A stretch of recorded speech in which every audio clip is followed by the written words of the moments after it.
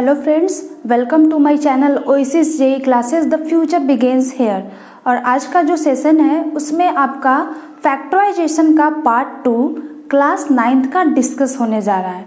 तो फैक्टराइजेशन के part second में हम लोग क्या क्या पढ़ेंगे ये देख लेते हैं। तो फैक्टराइजेशन के पार्ट सेकंड में आपको आ जाता है factorising the difference of two square, यानी कि जब कोई दो फंक्शन का स्क्वायर का डिफरेंस अगर आपको गिवन है तब आप फैक्टर किस तरीके से फाइंड कर सकते हैं।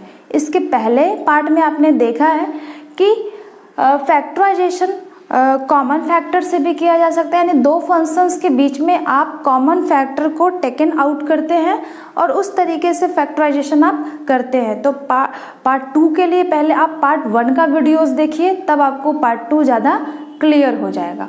तो पार्ट 2 में यही है कि ये दोनों फंक्शन आपका स्क्वायर में है ना।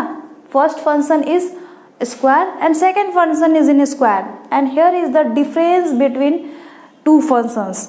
ओके, तो यहाँ पे आपको क्या बोल रहा है कि एक फंक्शन जो होगा यानी फर्स्ट फंक्शन और सेकेंड फंक्शन, एक हो जाएगा नेगेटिव, दूसरा हो जाएगा पॉजिटिव। अब ये चीज़ों को आप पहले भी लिख सकते हो, ऐसा कोई ज़रूरत नहीं।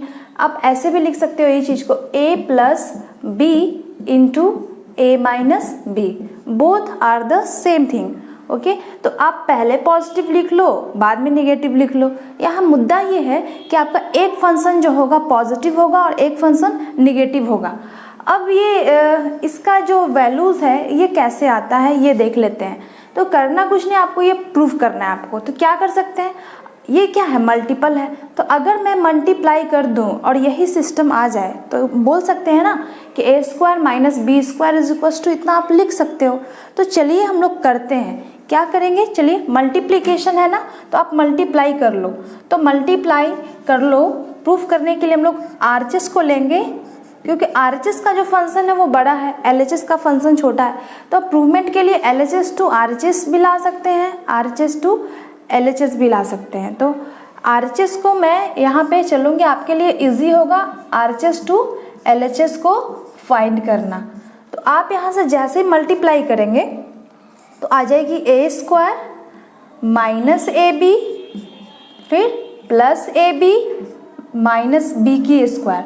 आपने यहाँ देख रहे हैं ना, minus A B plus A B, it means a square minus B square आपको गिवन हो गया। तो जब भी आपको प्रूवमेंट का बात आएगा तो आप RHS टू LHS करेंगे, और अगर आप LHS टू RHS जाएंगे तो आपको पता चल ही रहा होगा कि a square minus B square में एक माइनस ए बी को माइनस करना पड़ेगा और एक प्लस करना पड़ेगा। फंक्शन पे कोई भी आपको चेंजेस देखने को नहीं मिलेगा, बट हाँ आप यहाँ से कॉमन लेंगे तो ये पार्ट आपको दिख जाएगा।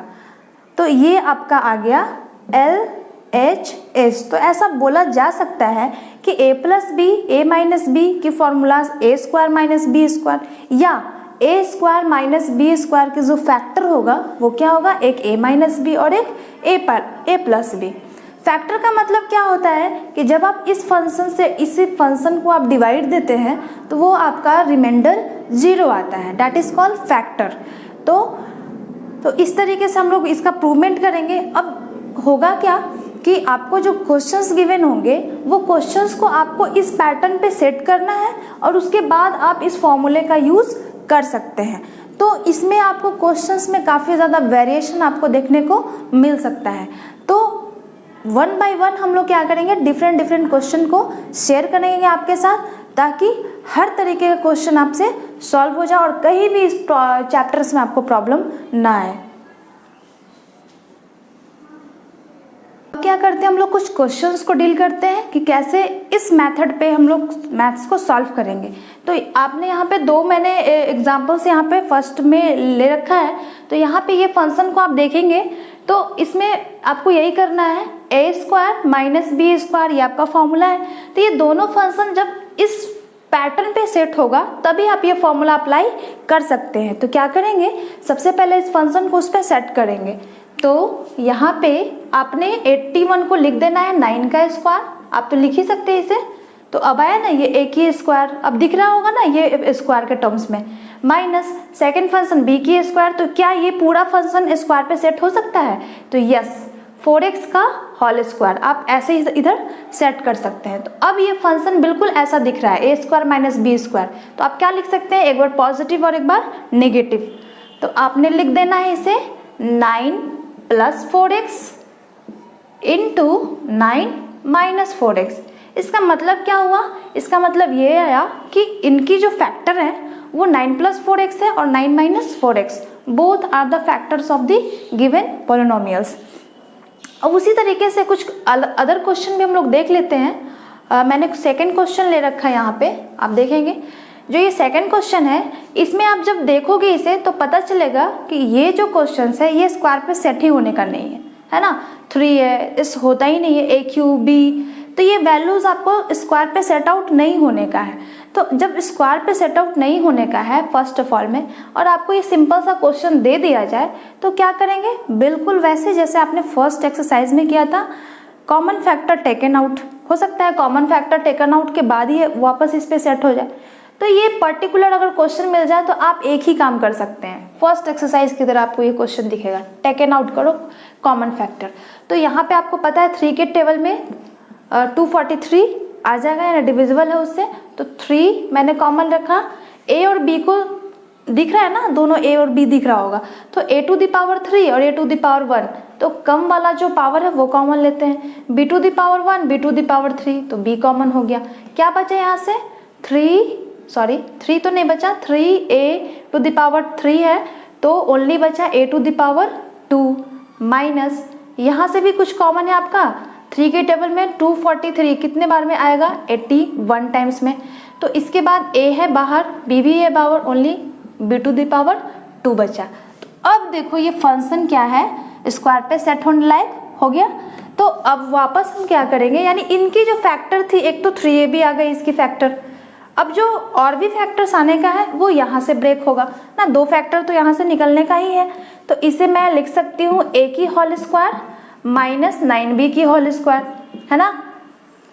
तो इसे मैं फिर से, ये आपको ये दिख रहा होगा, तो इसे एक बार पॉजिटिव और एक बार नेगेटिव लिखा जा सकता है। तो 3ab into a plus 9b into a minus 9b, ये हुआ ना।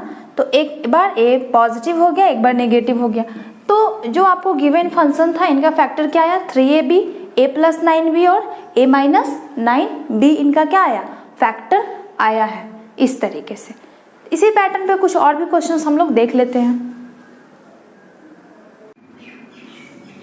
ओके देन, अब हम लोग यहाँ पे क्वेश्चन देखते हैं। इसमें क्या है, आपकी 2 वैल्यूज़ नहीं है, आपको इसमें क्या है, टोटल 4 वैल्यूज़ दे रखा है। हमेशा तो ऐसा होगा नहीं कि आपको दो ही सिचुएशन मिले, आपको 4 वैल्यूज़ भी दे रखा होगा और आपको इस फॉर्मूले को कैसे अप्लाई करना है। तो एक चीज़ तो दिख रहा होगा कि यहाँ आप अप्लाई कर सकते हैं, तो जहाँ आप अप्लाई कर सकते हैं वहाँ उस फंक्शन को अप्लाई कीजिए। अब यहाँ देखना है, इसे क्या लिखा जा सकता है, आप 2a का होल स्क्वायर, आपको तो पता ही है। अब इसे क्या लिखा जा सकता है, 3b का होल स्क्वायर, ये तो हम लोग लिख ही सकते हैं। और जैसे ही आपने सेट किया वैसे आपको एक चीज़ तो दिख रहा था, 2a 3b, और यहाँ पे 2a और 3b है, आपको दिख रहा है।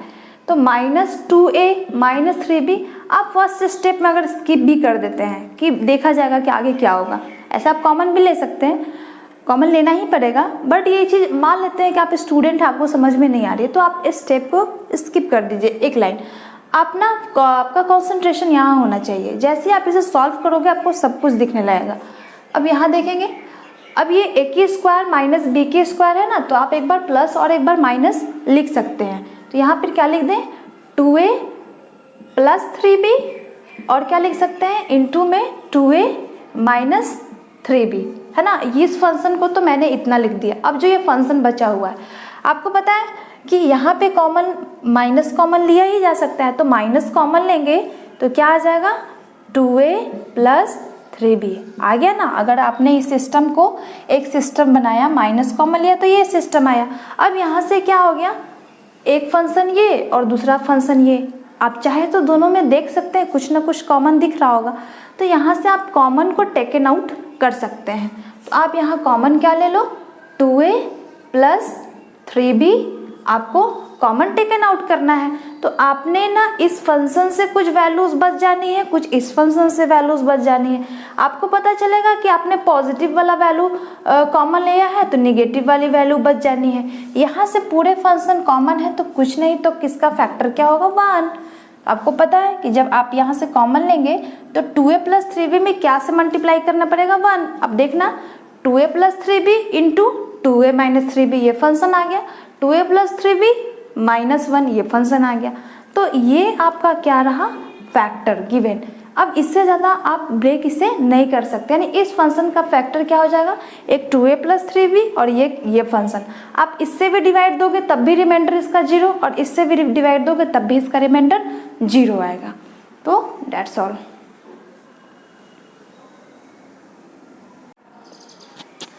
अभी आपके पास लास्ट क्वेश्चन है इस वीडियोस का।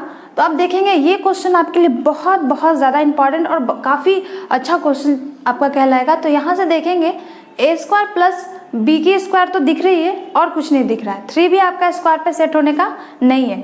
तो a² + b² है, तो अगर इसे एक कंप्लीट स्क्वायर कवर किया जाए तो या तो आपको -2ab या तो आपको +2ab चाहिए। तो आप क्या कर सकते हैं इसके लिए, ये देखें, इसे मैं लिख सकती हूँ x² + 1/x²। अगर आपने -2 - 1 यानी 3 को -2 - 1 आपने कर दिया तो ये 2 इनके साथ एक स्क्वायर का फॉर्मेशन कर सकता है। कैसे करेगा ये देखेंगे।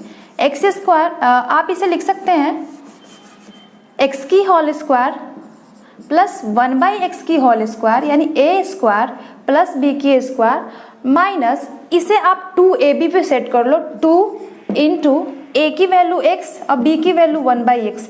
अगर मैं यहाँ से मल्टीप्लाई भी कर दूँ तो सिस्टम में कोई चेंजेस होने का नहीं है। आपको दिख रहा होगा ना कि ये तो x कैंसिल आउट हो जाएगा, तो जो था वही, यानी 2 को मैं ऐसे लिख सकती हूँ। हाँ, लेकिन आपका मैथ का फेस ज़रूर बदल जाएगा। जब यहाँ से यहाँ देखेंगे तो क्या दिखेगा, x - 1/x की ये क्या हो जाएगी, होल स्क्वायर, और ये फंक्शन लास्ट 1, तो 1 को आप लिख सकते हैं 1 का स्क्वायर। तो यहाँ से फिर इस फॉर्मूले पे आ गया a² - b²। तो यहाँ से लिख सकते हैं एक बार पॉजिटिव वैल्यू एक बार निगेटिव वैल्यू। तो x - 1/x में एक बार आप 1 को प्लस कर लो और सेकंड में x - 1/x में एक बार 1 को माइनस कर लो। तो यहाँ से इसके फैक्टर क्या आ गई, x² + 1/x² -3 की factor x - 1/x + 1 x - 1/x -1। इसका मतलब है कि आप दोनों ही वैल्यू से जब आप इसे डिवाइड देंगे तो आपका रिमाइंडर क्या आएगा, 0 आएगा। That's all. So I hope कि आपको मेरा वीडियो अच्छा लगा होगा और काफ़ी इन्फॉर्मेशंस आपको मिले होंगे इस वीडियोस के थ्रू, सारे डाउट्स आपके क्लियर हुए होंगे। तो आप पार्ट 2 से पहले पार्ट 1 का वीडियोस देखिए और इसी तरीके से आप मुझे इस वीडियोस को लाइक करते रहिए, सब्सक्राइब करते रहिए, ताकि हम लोगों को अफोर्ड्स मिलता रहे और अच्छे अच्छे कंटेंट आपके लिए प्रोवाइड करते रहें। आप हमें इंस्टाग्राम, फेसबुक और ट्विटर पे भी फॉलो कर सकते हैं ओएसिस जेई क्लासेस के नाम से। आप मुझे सर्च कर सकते हैं। मेरा टेलीग्राम ग्रुप भी आप ज्वाइन कर सकते हैं with Oasis JEE classes. Telegram का लिंक मैं आपका डिस्क्रिप्शन में प्रोवाइड कर दूँगी। Thank you.